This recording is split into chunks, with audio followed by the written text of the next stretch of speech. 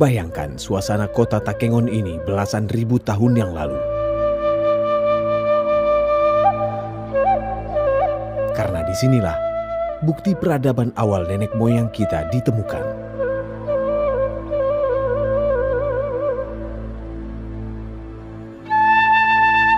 12.000 tahun yang lalu, mereka menyusuri bukit-bukit terjal ini. Bermigrasi dari daerah asal, wilayah antah berantah, di gugus rumpun Austronesia lain, mencari sebuah tempat domisili baru, penghidupan baru, hingga menemukan sumber air berlimpah di tepian Danau Lut Tawar, wilayah yang menjadi pilihan untuk berdiam.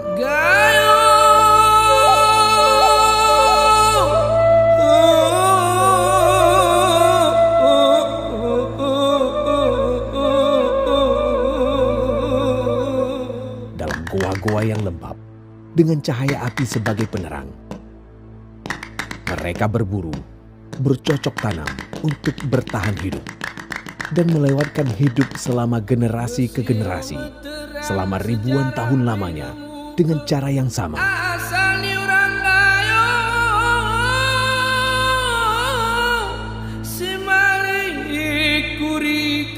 Hingga kehidupan berubah dengan budaya baru dan modernisasi.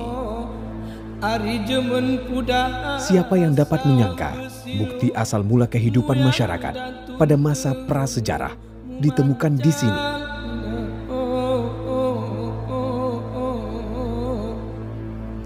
Gayo.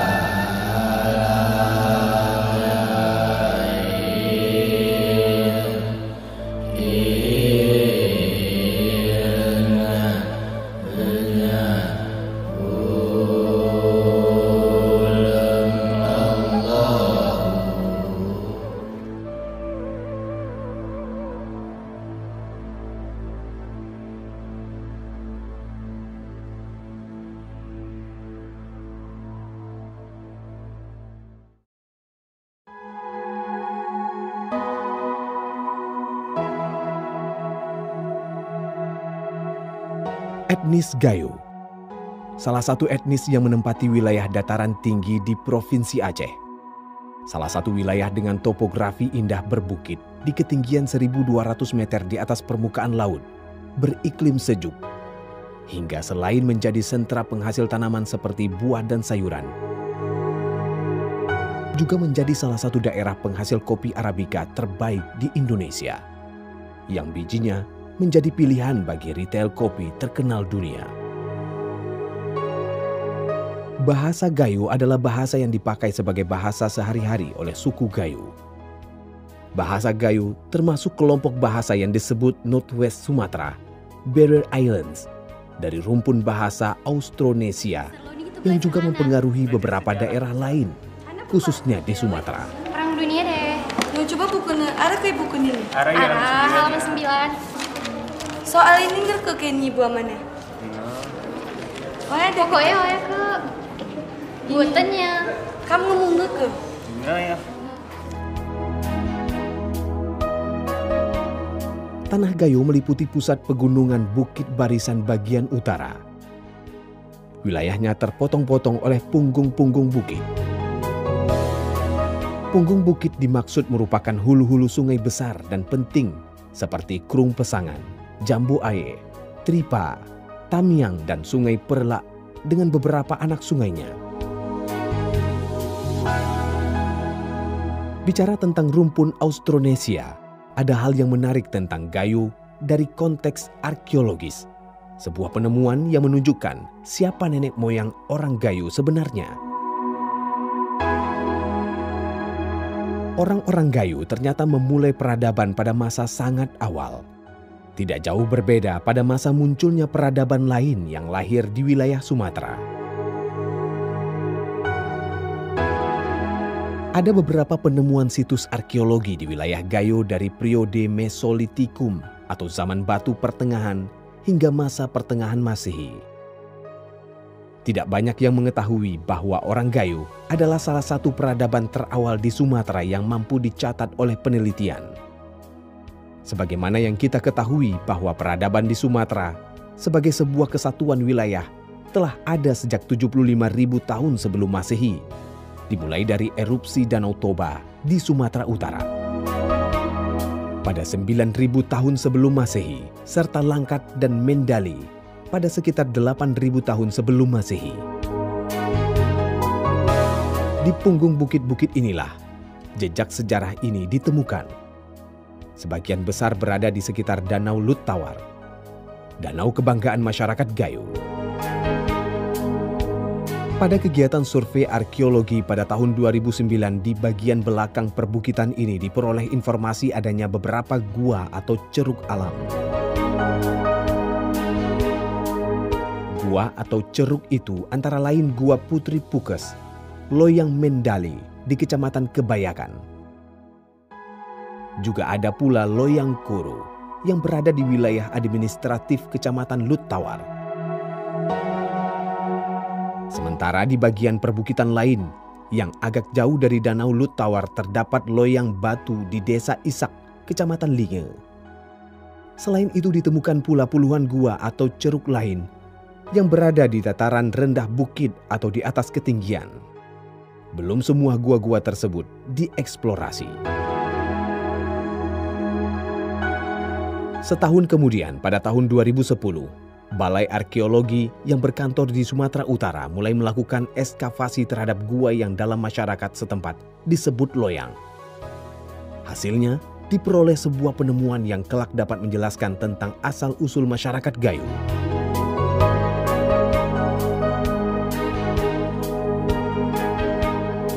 Iketut Wiratjana adalah salah seorang arkeolog yang saat ini berkarir di Balai Arkeologi Sumatera Utara yang terlibat aktif dalam proses eksplorasi situs-situs purbakala di Gayo. Ketika kita melewati di depan sekarang situs Loyang Mendale, saya minta berhenti dan kita melakukan survei di permukaan dan kita temukan banyak sekali pecahan-pecahan tembikar yang ternyata tembikar-tembikar itu adalah tembikar prasejarah.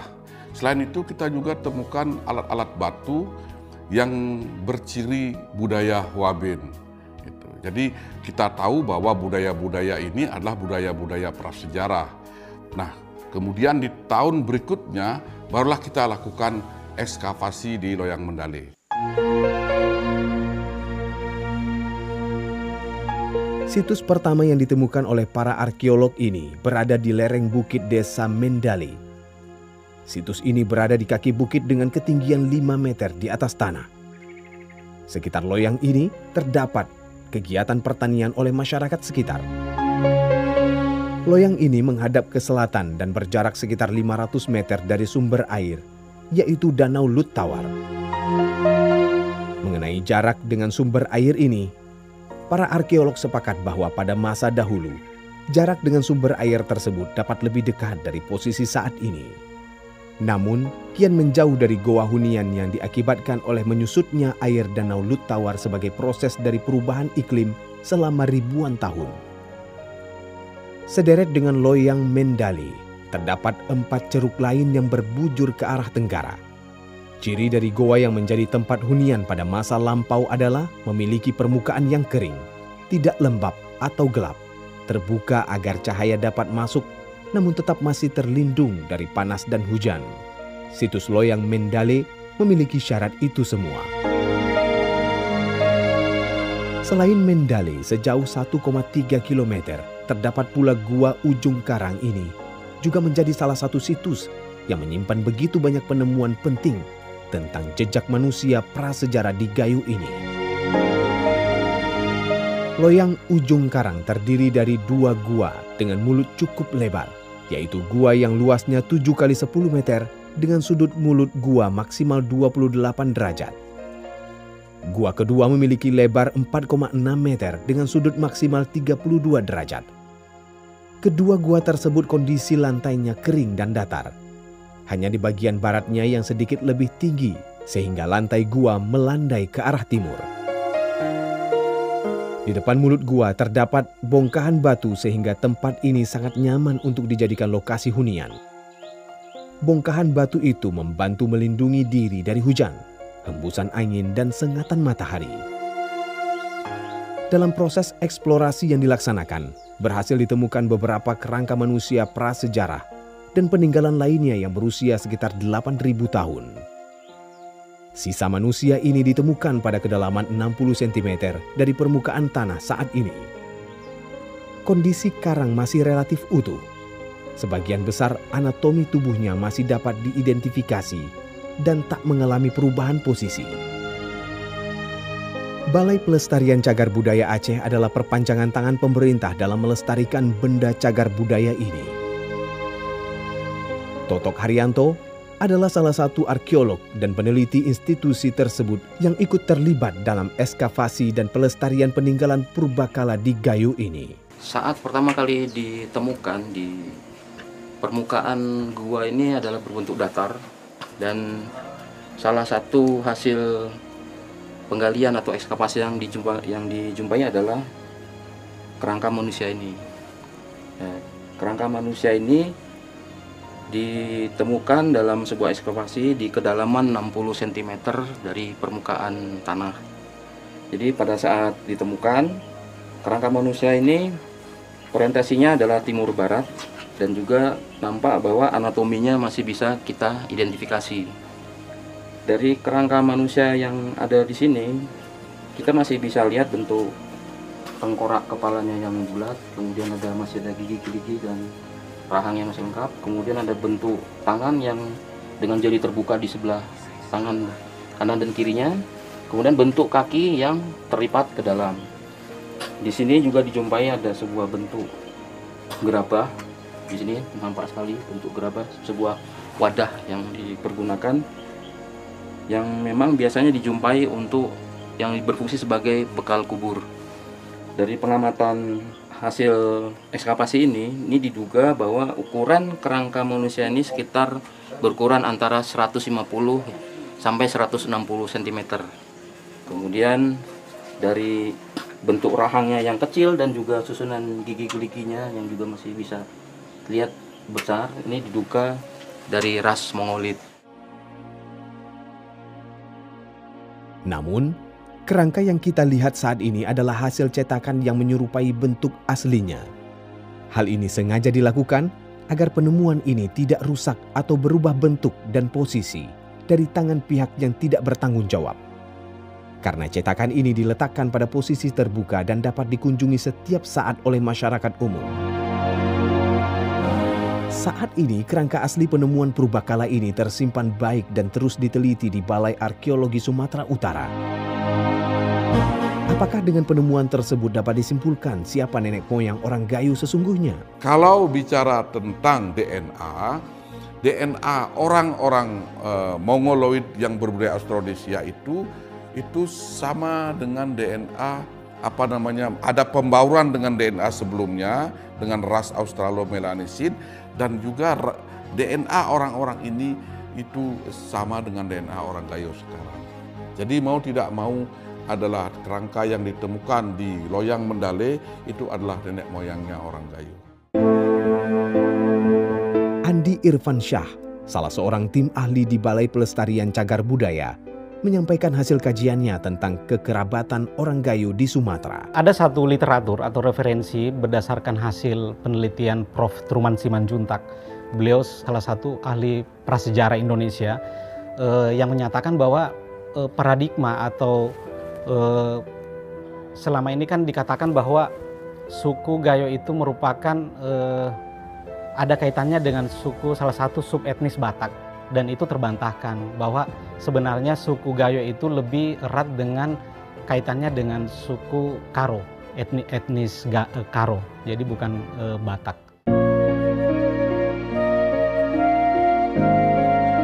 Selain temuan kerangka manusia di 2 situs gua purba yang ada, juga ditemukan beberapa alat atau perkakas yang ditengarai menjadi alat bantu dalam keseharian masyarakat saat itu. Benda-benda asli tersebut kini disimpan di Museum Takengon. Ini adalah peninggalan dari situs Loyang Mandale dan Loyang Ujung Karang. Di tangan saya ini ada jenis kapak persegi yang umum dibuat pada era masa Neolitikum. Pada masa ini kehidupan pertanian sudah dijalankan oleh masyarakat penduduk yang ada tinggal di Loyang Mandale dan Loyang Ujung Karang. Ini adalah kapak persegi. Biasanya di masa lalu mereka menggunakan persis dengan fungsi kapak pada hari ini. Penduduk di masa itu menggunakan medium kayu atau rotan dijepit seperti ini, kemudian diikat dengan akar, lalu difungsikan seperti kapak. Kalau di Loyang Mandale itu sekitar antara 2.500 sampai 7.000 tahun yang lalu benda ini dipergunakan. Diperkirakan adalah mata panah yang digunakan oleh penduduk Loyang Mandale. Benda ini biasanya dipergunakan memakai kayu, kemudian di bagian depannya ditaruh sebagai tajaman, lalu diikat dengan akar ataupun rotan supaya bisa menyatu dengan kayu, lalu bisa dipergunakan sebagai panah.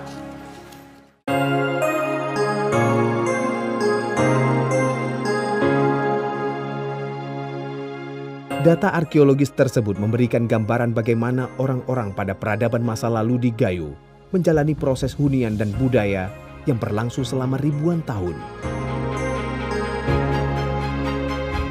Namun, apakah hanya benda-benda itu saja yang ditemukan? Atau ada kemungkinan akan ditemukan lagi benda lainnya yang terbujur di bawah tanah ini? Sebetulnya sudah diupayakan untuk mencari data lain yang selain keberadaan dari kedua kerangka ini, yang dicoba ke arah dalamnya berupa penggalian untuk mencari temuan arkeologis lainnya, namun dinyatakan sudah blank, tidak ada temuan lain.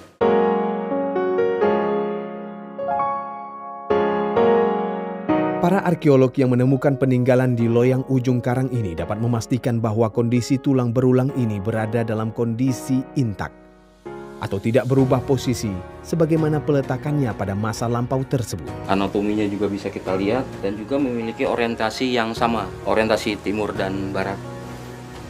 Di sini sebetulnya dulunya ada sebuah batu yang ditempatkan di atas kerangka manusianya, yang menunjukkan bahwa sebetulnya kerangka ini memiliki posisi sosial atau strata sosial sendiri di komunitas mereka saat itu. Dan ini mungkin karena sesuatu lain batunya terangkat atau hilang. Namun demikian tradisi semacam itu sebetulnya sudah dijumpai memang pada masa-masa Neolitik yang untuk menunjukkan bahwa kerangka yang dimakamkan di sini itu memiliki status sosial yang berbeda dengan komunitas yang ada di sekitarnya.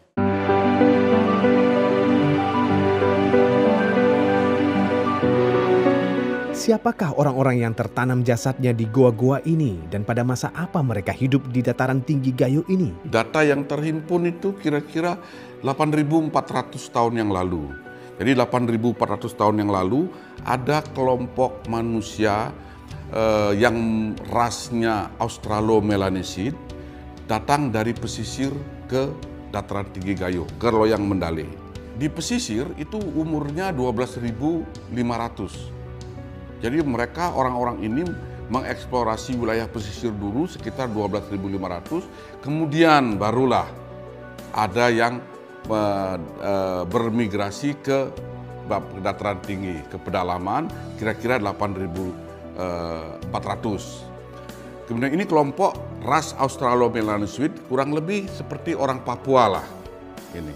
Jadi fisiknya seperti orang Papua. Kemudian sekitar 5.000 tahun yang lalu, jadi 3.000 tahun kemudian datang kelompok ras Mongoloid yang berbeda rasnya dengan ras yang sebelumnya. Mereka juga mengeksplorasi wilayah Loyang Mandale. Orang-orang yang berbudaya Austronesia dengan ras Mongoloid ini, itu perawakannya sama seperti kita. Berbeda dengan ras Australo-Melanesid yang perawakannya seperti orang Papua tadi, jauh lebih kekar. Orang-orang Austronesia ini, orang-orang Mongoloid ini, itu perawakannya seperti kita. Rata-rata yang kita temukan di Mendale itu tinggi badannya tuh 160 sampai 170. Austronesia adalah rumpun bahasa yang sangat luas dipergunakan di dunia, yang membentangi dari Madagaskar, Asia Tenggara, hingga ke wilayah Pasifik mendekati Suriname di Amerika Selatan. Rumpun Austronesia inilah yang dipercaya menjadi nenek moyang ras terbesar masyarakat Indonesia. Lalu pertanyaan besarnya, bagaimana para arkeolog dapat mengukur usia dari tulang berulang manusia yang ditemukan di situs-situs ini? Umur daripada aktivitas manusia masa prasejarah di loyang Mendale itu diketahui dari analisa karbon. Jadi beberapa arang, tulang, hewan apa yang kita lakukan analisis laboratorium itu menunjukkan bahwa mereka telah beraktivitas pada 8.400 tahun yang lalu. Kepastian umur-umur ini, jadi umur-umur ini bersifat absolut karena ini dilakukan di laboratorium. Kita lakukan analisis dan itu sampelnya itu berupa tulang hewan dan sisa pembakaran, abu-abu pembakaran. Nah, abu pembakaran inilah yang diukur. Kemudian diuraikan kembali, diukur untuk tahu kapan kira-kira abu itu, apa aktivitas yang terjadi pada abu tersebut. Pada dasarnya, kesamaan pada kelompok masyarakat yang menempati tanah Gayo ini membuat peralatan dalam mendukung kebutuhannya, seperti alat untuk memotong dan berburu. Mereka memanfaatkan barang yang ditemukan di lingkungan sekitar, seperti kayu, batu, dan juga sisa tulang binatang maupun cangkang. Selain mengenal peralatan, mereka juga telah mengenal api untuk mengolah bahan makanan dan memperkuat fungsi peralatannya. Hasil perburuan tersebut mereka olah dengan memanggangnya pada bara api.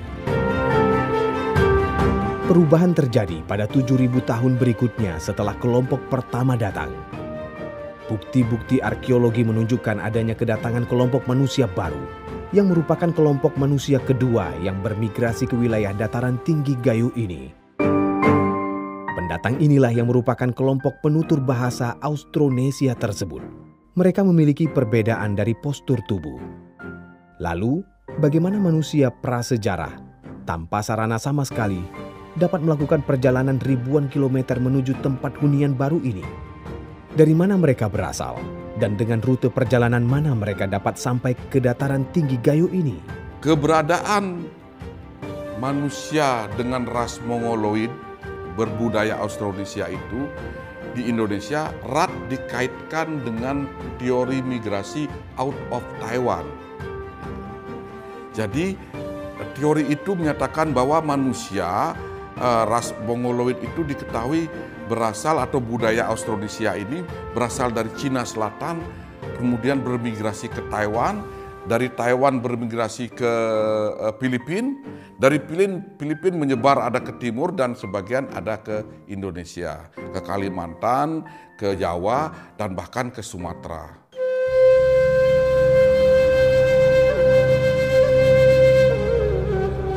Dari pesisir hingga melakukan ekspedisi yang sangat berat menuju dataran tinggi yang diselimuti gunung dan bukit.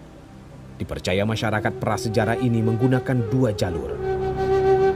Pertama, melalui Muara Krung atau Sungai Pesangan. Krung Pesangan adalah sungai yang berhulu ke Danau Lut Tawar. Sehingga secara terminologi muncul istilah Pegayun yang bermakna mata air yang jernih, merujuk pada kata Gayo itu sendiri. Namun bila merujuk mengenai asal mula nama sebuah tempat, maka akan muncul beberapa pendapat lain. Biasanya adalah informasi yang dipercaya turun-temurun, ataupun hanya berasal dari legenda dan dongeng-dongeng yang ditafsir menjadi fakta oleh siapa yang mendengar dan menyenanginya. Kedua, melalui jalur sungai Jambu Aye. Namun jalur sungai ini dipercaya muncul pada periode peradaban lebih baru, yakni sekitar tahun 300 sebelum Masehi. pada masa migrasi terjadi akibat adanya pergesekan agresi kelompok Melayu muda dari Kincir dan Kamboja. Alasan masyarakat prasejarah ini bermigrasi selain dari akibat pergesekan serta konflik yang terjadi di daerah asal adalah latar belakang ekonomi, yaitu ketika masyarakat yang bermata pencaharian mencari ikan dan bercocok tanam tersebut memutuskan untuk menelusuri wilayah-wilayah baru yang subur untuk mengembangkan pertanian mereka dengan cara menelusuri sungai-sungai hingga jauh ke pedalaman. Karena di Loyang Mendale sangat mudah mendapatkan bahan pangan. Guanya terbuka, terlindung oleh sengatan matahari, terlindung oleh hembusan angin, hujan tentunya, di dalamnya kering, ini sangat ideal, dan sumber pangan yang melimpah. Sumber pangan melimpah itu kita buktikan dari kita temukan puluhan kilo rahang ikan mas. Jadi kalau masyarakat setempat itu bilangnya ikan pedih. Artinya mereka sangat mudah mendapatkan bahan pangan. Bahan pangan melimpah itu menjadi alasan mereka memilih hunian yang ideal. Pada masa berikutnya, kelompok manusia Austronesia ini telah memiliki kemahiran membuat pola hias dengan cat warna merah pada peralatan tembikar mereka. Ada pula tembikar yang dihias dengan cara digores. Tembikar merupakan salah satu wadah yang digunakan sebagai tempat air, makanan, dan juga untuk kebutuhan religi. Semakin berkembangnya sebuah peradaban, maka dengan sendirinya terjadi pergeseran makna dari yang bersifat fungsional, perubahan peran menjadi kebutuhan estetika. Salah satu kelebihan lain dari kelompok kedua ini adalah mereka mulai menyadari pentingnya hiasan tubuh. Buktinya dengan adanya berbagai perhiasan-perhiasan yang dibuat dari bahan kulit, kerang, dan gigi hewan. Perhiasan dari kulit yang disusun menjadi manik-manik ini tidak hanya berfungsi untuk keindahan saja, tetapi juga dianggap mampu untuk menangkal serangan roh jahat.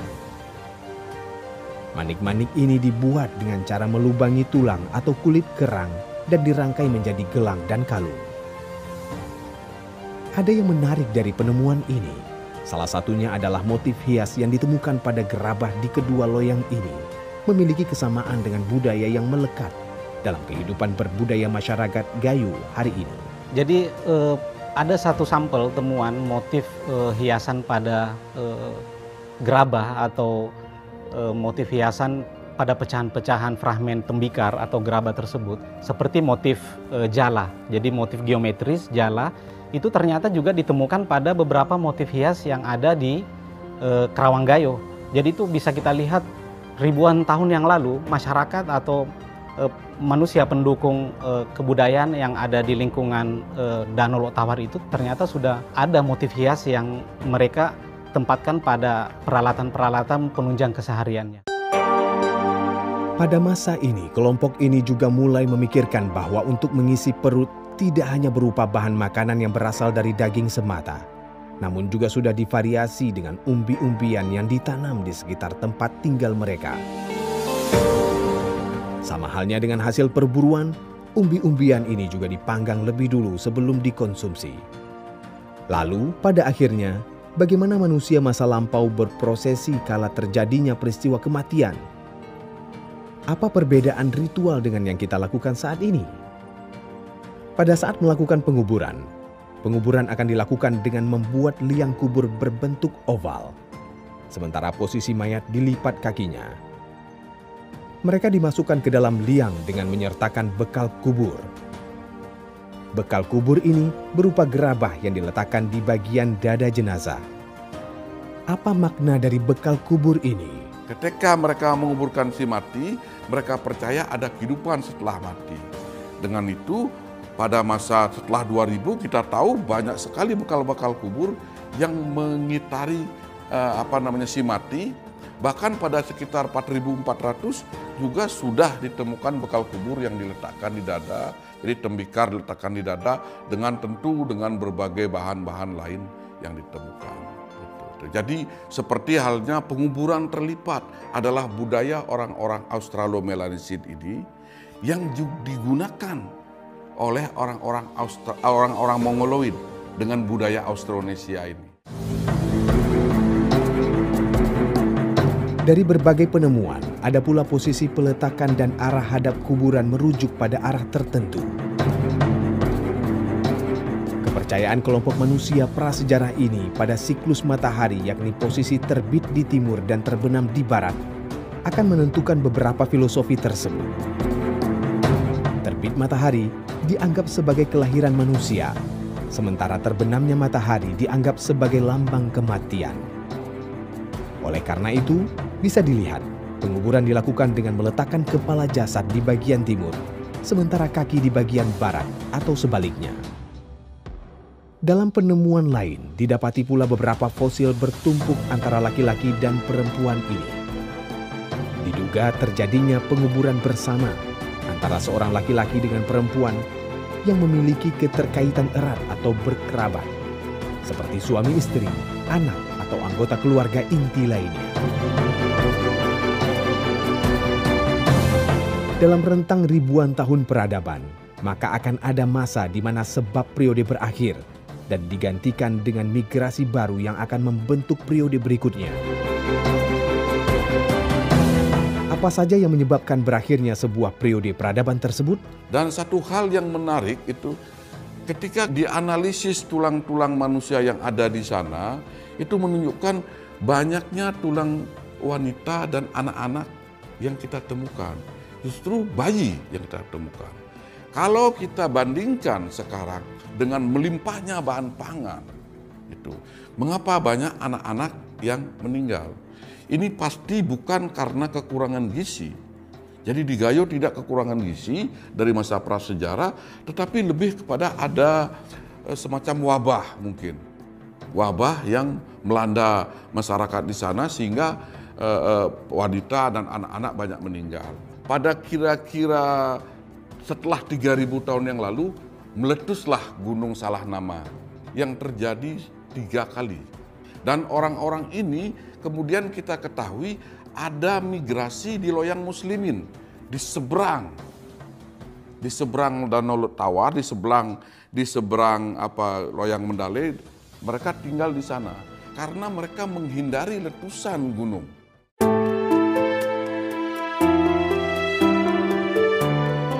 Ketiga kelompok manusia prasejarah termasuk para penyintas yang berpindah tempat, hidup bersama seperti melalui jalur perkawinan dan saling bertukar budaya. Sehingga lama-kelamaan, seiring perubahan zaman, menjadi cikal bakal etnis masyarakat Gayo yang berkembang dari waktu ke waktu hingga hari ini. Lalu, bagaimana BPCB menjaga, merawat, dan melestarikan hasil penemuan berharga di beberapa loyang di Gayo ini? Masalah ini juga diketahui oleh publik yang ada di Takengon dan mereka antusias, termasuk pemerintahnya. Mereka tidak berhenti melakukan pencarian informasi baik ke BPCB Aceh maupun ke Balai Arkeologi Sumatera Utara atau yang ada di Medan. Pemerintah di sini antusias untuk mencari tahu hubungan antara penduduk di sini dengan riwayat tinggalannya ada di sini. Ini yang menandakan bahwa pemerintah di Kabupaten Aceh Tengah dengan masyarakatnya punya kepedulian tinggi untuk turut melestarikan tinggalan yang ada di sini. Pernah melakukan kegiatan sonasi tahun 2017 yaitu untuk memetakan keruangan situs ini agar bisa dilindungi secara efektif menurut Undang-Undang Cagar Budaya nomor 11 tahun 2010. Nah, hasilnya kemudian tiada henti pemerintah Kabupaten Aceh Tengah itu melakukan komunikasi dan berharap objek ini bisa dijadikan salah satu warisan nasional. Setahu saya terdapat kerangka manusia dan peninggalan benda-benda seperti gerabah relief dan kapak lonjong yang sebagian itu terukir ukiran Kerawang Gayo. Manusia purbakala yang ditemukan di Mendale merupakan nenek moyang asli orang Gayo yang sekarang berada di Museum Negeri Gayo yang berumur sekitar 7.000 tahun yang lalu. Pada tahun 2018, Balai Arkeologi Sumatera Utara itu pernah membuat kegiatan rumah peradaban di sini dan melibatkan Balai Pelestarian Cagar Budaya Aceh. Di dalam kegiatan itu mereka menampilkan hasil-hasil ekskavasi yang mereka lakukan dan mengajak siswa-siswi itu berkunjung langsung ke objek seperti ini. Kemudian tenaga dari Balai Arkeologi itu menjelaskan tentang hasil ekskavasi dan proses-proses yang mereka lakukan selama penelitian. Nah, bagi kita di Balai Pelestarian Cagar Budaya Aceh, ini adalah tinggalan yang sangat langka, boleh disebut sangat langka. Kenapa? Karena masih jarang ditemukan ada situs yang ada fosil tinggalan manusia prasejarah seperti ini. Kalau sanksi itu ada aturannya di dalam Undang-Undang Cagar Budaya itu ya. Misalnya merusak, kemudian mengubah bentuk, kemudian memindahkan, itu ada sanksi-sanksi hukumnya di sana. Namun untuk pelaksanaannya itu kita lebih kepada pendekatan lebih dahulu, tidak langsung menerapkan hukum itu, tidak langsung menerapkan sanksi. Kalau pendekatan-pendekatan yang kita lakukan itu tidak dihiraukan, baru kita lakukan secara hukum.